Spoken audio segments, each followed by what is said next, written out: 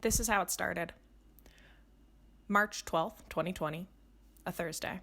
Instead of teaching the physics lesson I had planned for the day, I talked to my students about coronavirus, although I expressed doubt anything would change in the next week, mostly just because of bureaucracy, a word I always struggle to spell. March 12th, that same evening, I am still at school and we get an email from our superintendent announcing that school will be closing starting Monday for a 2-week break. We are asked to create these packets of 2 weeks worth of work for our students, and the packets wouldn't have been hard to make if I was properly planned out, but it's my first year teaching, so I really didn't honestly know what we were doing the next Tuesday. March 13th, Friday. All the teachers meet early in the morning. We spend the day saying, "See you in 2 weeks," and throwing Chromebook laptops and packets of temporary work at our students. We give every student who comes to school the Chromebooks, but we lack time and resources to answer student technology questions.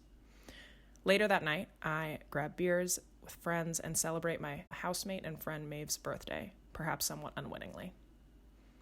March 16th, it's a Monday, and school is open optionally for teachers to work in our rooms if we want, but at noon it's announced that 6 Bay Area counties will embark on a 2-week shelter-in-place order.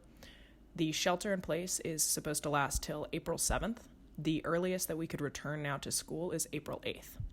This would make the initially intended 2-week break almost a month long. March 18th. On the news, like the television news, Governor Newsom says schools may be closed through the end of April.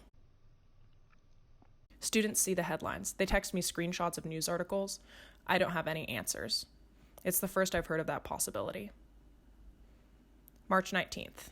I pick up 2 Chromebooks, I get in my car, and I drive them to 2 of my students' homes who weren't at school on March 13th. March 25th. The school makes the announcement that we will return on May 4th. This makes our initially intended 2-week break now 1.5 months long. March 30th. Local government announces that the Bay Area shelter-in-place order will extend through May 1st. On April 1st, local government announces that that order will extend through May 3rd, and I FaceTime with 2 of my favorite students, twins, who tell me that their family is moving back to Mexico. They're not going to come back to school next year. Turns out to be an April Fool's joke. April 1st.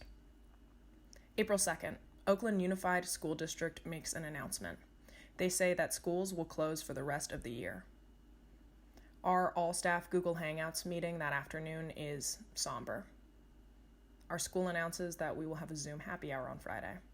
Our initially intended 2-week break looks like it'll now last over 3 months, maybe even more including the summer.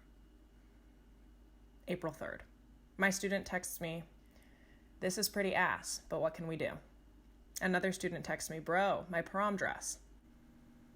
I think back to March 12th. I think about the last time I saw my 110 physics students, the first 110 students I've ever taught, students who will always have an imprint on my heart and my mind. I think about how frenetically I threw 2 weeks worth of physics on their desk in these packets, and how I tried to emulate positivity with all of my might.